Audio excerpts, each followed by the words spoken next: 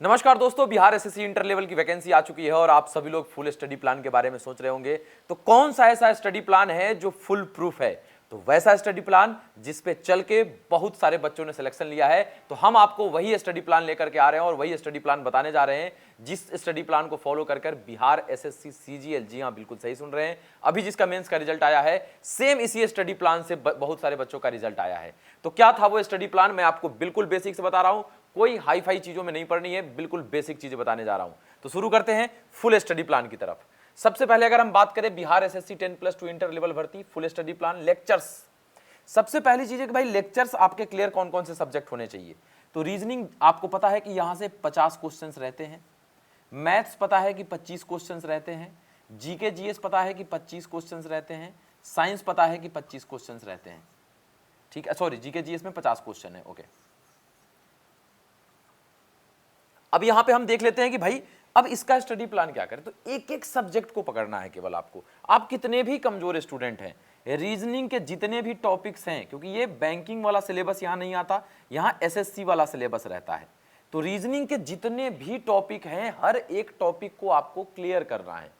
ये क्लियर करने के लिए आप किसी भी क्लास का सहारा ले लीजिए, किसी भी चीज का, लेकिन पहला चीज ये दिमाग में रखिए कि रीजनिंग का हर एक टॉपिक क्लियर होना चाहिए। जैसे कैलेंडर है, क्लॉक है, डाइस है, एनालॉगी है, सीरीज है, हर एक टॉपिक क्लियर होना चाहिए। पहले ये कॉन्फिडेंस में लीजिए। उसके लिए आपको लेक्चर्स करने पड़े, क्लासेस करने पड़े, उसमें कोई दिक्कत नहीं होने वाली। हालांकि जो भी साथी यहाँ पे हम लोगों ने जो बैच बनाया है, विनायक बैच के साथ जुड़े हैं, उनको कुछ ज्यादा टेंशन लेने की जरूरत नहीं, उनका सारे सब्जेक्ट का क्लियर हो जाएगा।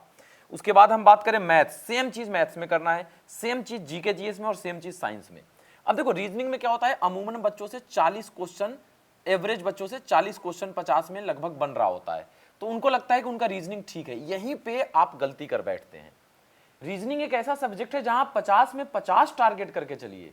वो 5-10 क्वेश्चन आपको लगता है कि 40-42 रीजनिंग में हम बना रहे हैं और हम बहुत तेज हैं, इसी कारण आपका 5-7 नंबर कम रह जाता है। रीजनिंग एक ऐसा सब्जेक्ट है, 50 में 50 टारगेट करिए, ज्यादा से ज्यादा एक नहीं बना, 49 पे रह गए, चलो ठीक है, लेकिन आप टारगेट 50 में 50 करना पड़ेगा। ये गलती मत करिएगा आप जो मार्केट में स्टूडेंट कर रहे हैं कि रीजनिंग में 40-42 बन रहा है तो रीजनिंग में अपने आप को वो तेज समझते हैं। मैथ्स के 25 क्वेश्चन है, यहां भी बच्चों से 20 क्वेश्चन बन गया, 21 क्वेश्चन बन गया मैथ्स का, तो वो अपने आप को तेज समझते हैं। ये गलती मत करना, यही गलती आज कर रहे हैं बहुत सारे यूथ, तैयारी कर रहे हैं बिहार एसएससी इंटर लेवल का और यही वाली गलती दोहरा रहे हैं। नहीं, मैथ 25 में 25 टारगेट करेंगे। इसके लिए क्या करना होगा, हर एक सब्जेक्ट को रगड़ के पढ़ना पड़ेगा, पढ़ेंगे।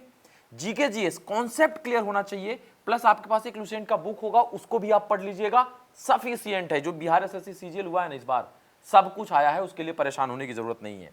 और साइंस में भी एक लुसेंट का ही बुक आता है, कौन सा भाई, तो सामान्य विज्ञान करके एक आता है वो। प्लस मैं बार बार एक चीज कह रहा हूं, लेक्चर्स के लिए अगर आप लोगों ने विनायक बैच के साथ ज्वाइन कर रखी है तो आप टेंशन मत लीजिए, कोई भी दिक्कत आपको होने वाला नहीं है। उसके बाद आता है मॉक टेस्ट। अब मॉक टेस्ट कहां से लगाएं, कैसे लगाएं, और मॉक टेस्ट कैसे लगाएं हम। तो मॉक टेस्ट में अमूमन बच्चे क्या करते हैं, ये तो हो गई ये इन सारी चीजों की बात। अब मॉक टेस्ट की अगर हम बात करें अलग से कि भाई मॉक टेस्ट हम किस तरीके से लगाएं, तो मॉक टेस्ट स्टूडेंट क्या करता है ना, बस खाना पूर्ति के लिए लगाता है। वो अगर कर रहे हैं तो फिर दिक्कत है। मॉक 1 अगर आप लगा रहे हैं और इसमें 150 क्वेश्चन है, तो जब तक ये 150 क्वेश्चन में से किसी भी एक टाइप का अगर सवाल आपके जीवन में कभी भी आ जाए, आपसे छूटना नहीं चाहिए, इस तरीके का डिस्कशन हो जाए, तब आप मॉक 2 पे आइएगा। अमूमन बच्चे क्या करते हैं, मॉक तो लगा लिया एकदम अच्छे से, उसके एनालिसिस में ना थोड़ा वो सरकारी हाथ चला देते हैं, मतलब जल्दी जल्दी में कर लेते हैं एनालिसिस। 150 क्वेश्चन है, अगर कोई क्वेश्चन आपसे नहीं बना है तो क्यों नहीं बना, कोई क्वेश्चन बना और गलत हो गया तो क्यों गलत हो गया, इस पे समय बिताइए। और हो सकता है कि आप अगर ज्यादा पढ़ाकू स्टूडेंट ना हो तो एक ही मॉक टेस्ट को एनालिसिस में आपको 2-2 दिन लग जाए, 3-3 दिन लग जाए, लगाइए। मैं कह रहा हूं बार बार, 100 मॉक टेस्ट लगाने से बेहतर है कि आप 25 मॉक टेस्ट लगाओ और अच्छे से एक एक क्वेश्चन को रगड़ के जाओ। आप सोचो कि 25 मॉक टेस्ट भी आप अगर सही से लगा लिए, हर एक मॉक टेस्ट, अच्छा 25 मॉक टेस्ट लगा लिया ना आपने, ध्यान दीजिएगा, रीजनिंग का 50 क्वेश्चन या मैथ्स का ही ले लेते हैं 25 क्वेश्चन, तो 625 मैथ्स के क्वेश्चन आपने रगड़ दिए हैं। तो क्या एग्जाम में इस 625 में से अलग टाइप का कोई आ जाएगा, नाम ही तो चेंज रहेगा, डिजिट ही तो चेंज रहेगा ज्यादा से ज्यादा, और क्या होगा। तो 625 मैथ्स के टाइप अगर आपको क्लियर हैं तो आप यकीन मानिए आप 25 में बना के आएंगे।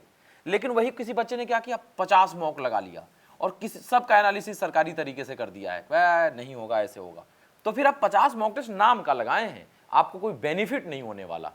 तीसरी चीज आती है बुक्स, लेक्चर्स हो गए, मॉक टेस्ट लगा रहे हैं, बुक्स से प्रैक्टिस करना बहुत जरूरी है कि भाई कॉन्फिडेंस कहां से आता है, बुक्स से। परसेंटेज पढ़ लिए, जैसे क्लासेस चल रही हैं, परसेंटेज आपने क्लासेस में पढ़ लिया, परसेंटेज पढ़ने के बाद क्या होगा भाई, क्लासेस में तो परसेंटेज हो गया, बुक्स से जब सवाल बनाते हैं तो कॉन्फिडेंस मिलता है कि भाई परसेंटेज पढ़े, बुक से सवाल बन रहा है, तो अलग खुशी मिलती है और वो खुशी आपको मॉक टेस्ट में झलकती भी है। और इन सारी, देखो लेक्चर्स की बात करेंगे, एक एक चीज अगर आपको क्लियर करना है, आप सब लोगों से मैं बार बार कह रहा हूं, तो विनायक बैच में जो भी जुड़े हैं कोई टेंशन नहीं लेना है, जो नहीं जुड़े हैं वो अभी भी जुड़ सकते हैं, क्योंकि 3 अक्टूबर से ये बैच स्टार्ट हो रहा है और ये विनायक 1, विनायक 2.0, विनायक 3.0 आता रहेगा हर महीने। लेकिन ये बैच अभी जो पहला विनायक है ये स्टार्ट हो चुका है और आपको पता है यहाँ पे डिस्काउंट के लिए Y315 कोड का इस्तेमाल करेंगे तो डिस्काउंट भी हो जाएगा और विनायक बैच के साथ आप जुड़ सकते हैं। तो जाएं और विनायक बैच के साथ अगर आप नहीं जुड़े हैं तो जुड़ें, और एक्स्ट्रा कुछ मत करना मेरे भाई, जो बताया हूं बस इतना कर लीजिए, ज़्यादा कुछ करने की जरूरत नहीं है। तो ये Y315 Y315 कोड याद रखें और विनायक बैच के साथ अड्डा 24/7 से जुड़ जाएं। Thank you.